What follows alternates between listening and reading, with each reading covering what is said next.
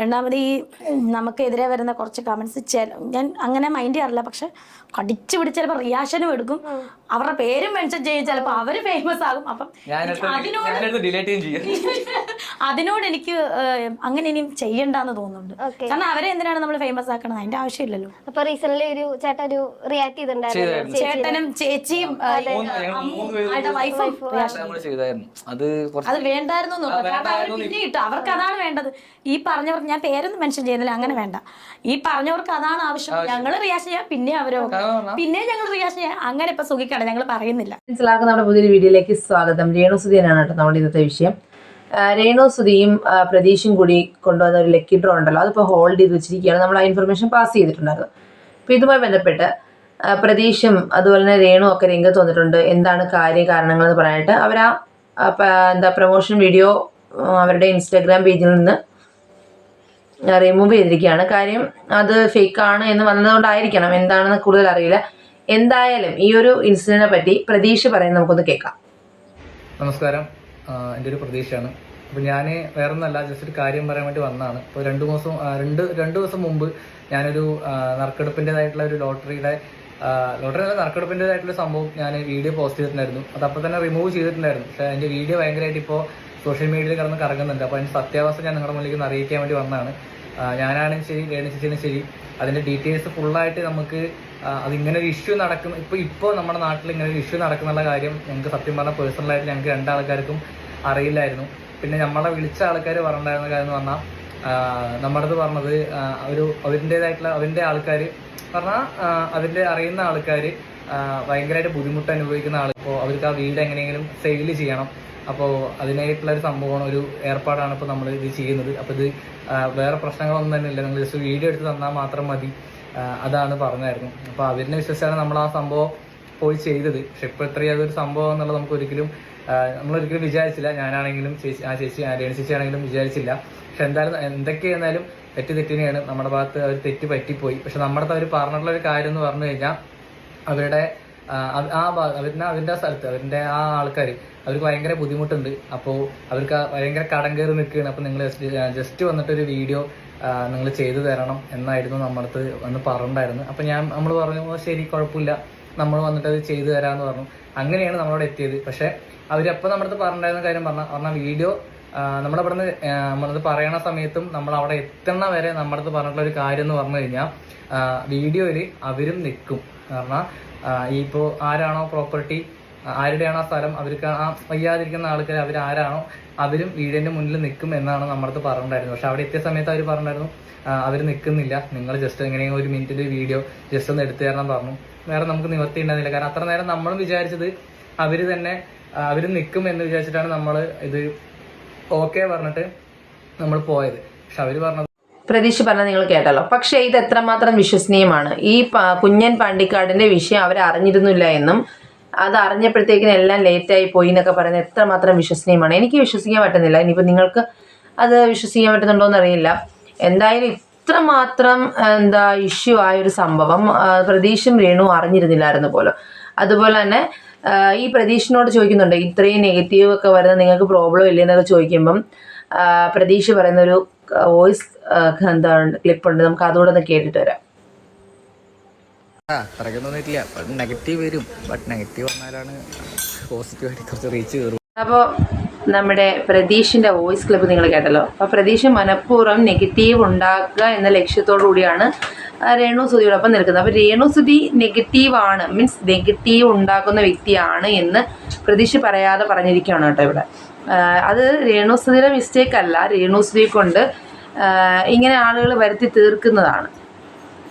അതായത് ഇങ്ങനെ ചെയ്താൽ എന്തായാലും ഇപ്പോൾ വാരി കൊടുക്കുന്നു. അപ്പോൾ അങ്ങനെ ക്യാമറമാൻ പറയും വാരി കൊടുക്കുക. അപ്പോൾ അത് രേണുസുധിയെ കൊണ്ട് ആളുകൾ അങ്ങനെ ചെയ്യിപ്പിക്കുന്നതാണ്. കാര്യം ആ ഒരു നെഗറ്റീവ് അവിടെ നിൽക്കണം. ആളുകൾ വന്ന് നിനക്ക് എന്തായാലും കുഴപ്പം, നീ അങ്ങനെയാണ് ഇങ്ങനെയാണ്.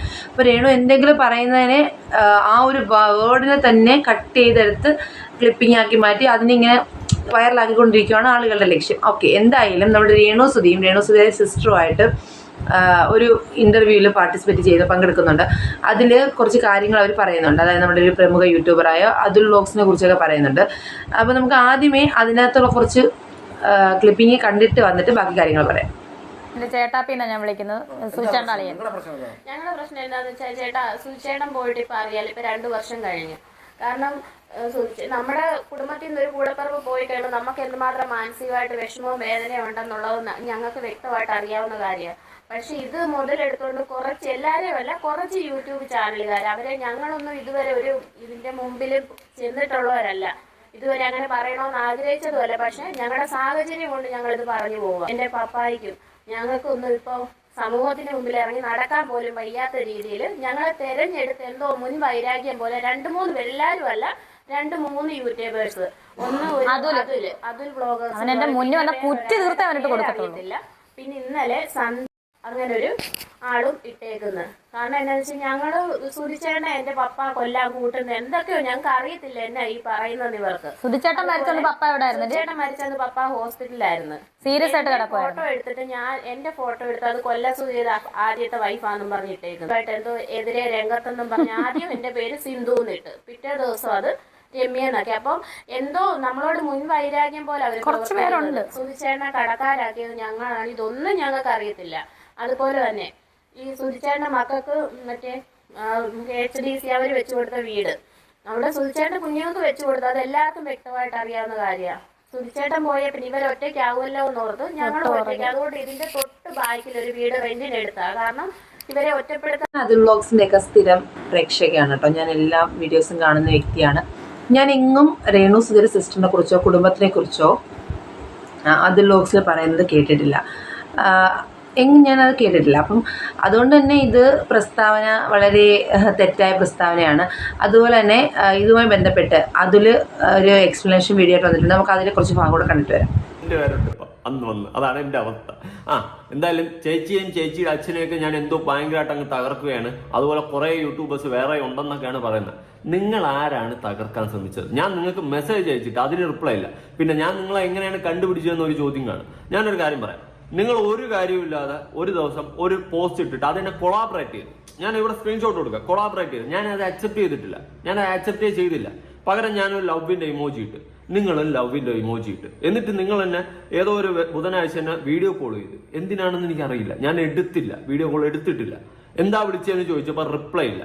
എന്നിട്ട് ഞാൻ ഇന്നലെ രാത്രി എങ്ങാണ്ട് ഈ ഒരു ഇന്റർവ്യൂ കണ്ടതിന് ശേഷം ഞാൻ ഒരു മെസ്സേജ് ഇട്ടിട്ടുണ്ടായിരുന്നു. ഞാൻ എപ്പോഴാണ് നിങ്ങൾക്കെതിരെ സംസാരിച്ചത്, എനിക്കൊന്ന് പറഞ്ഞു തരാമോ എന്ന് പറഞ്ഞിട്ട് ഞാൻ ഒരു ഓഡിയോ കോളും അങ്ങോട്ട് വിളിച്ചിട്ടുണ്ടായിരുന്നു, ഇൻസ്റ്റാഗ്രാം വഴിയാണ്. പക്ഷെ റിപ്ലൈ ഇല്ല.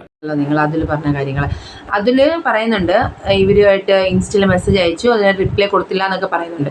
പിന്നെ എന്തിനാണ് ഇങ്ങനെയുള്ള കാര്യങ്ങൾ നടക്കില്ല. ഈ രേണു ആയാലും ഷാജിദ ആയാലും ഒക്കെ പറയുന്ന ഒരു ഡയലോഗ് ഉണ്ട് കേട്ടോ.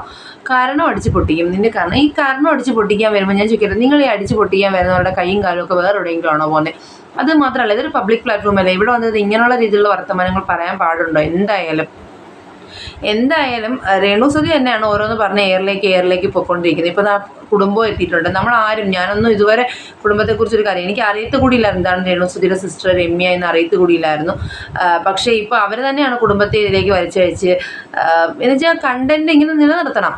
ഞാൻ ഈ ഒരു ഫീൽഡിൽ നിന്ന് ഔട്ട് ആവരുത്, ഞാൻ ഇവിടെ തന്നെ നിലനിൽക്കണമെന്ന് സ്വന്തമായിട്ട് ഇങ്ങനെ തീരുമാനിച്ചുറപ്പിച്ചിട്ട് രേണു ഇങ്ങനെ വരുവാണ്. എന്തായാലും എയറിൽ നിന്ന് താഴെ ഇറങ്ങാൻ രേണു സുധി ഉദ്ദേശിച്ചിട്ടില്ല. രേണു സുധിക്ക് ഒരേ ഒരു ലക്ഷ്യം മാത്രമേ ഉള്ളൂ, ബിഗ് ബോസ് എന്ന് പറയുന്നത്.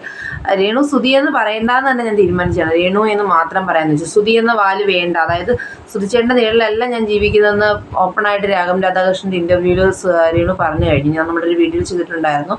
എന്തായാലും രേണു ഇനി ആയിരിക്കും എല്ലാ വീഡിയോയിലും പറയുന്നതാണ്, രേണുവിനൊരു മാറ്റം ഉണ്ടാവില്ല. എന്തായാലും രേണുവിൻ്റെ പുതിയ വാർത്തകൾ വരുമെന്ന പ്രതീക്ഷയോടുകൂടി നമുക്ക് അടുത്ത വീഡിയോയിൽ കാണാം. Okay friends, bye, see U.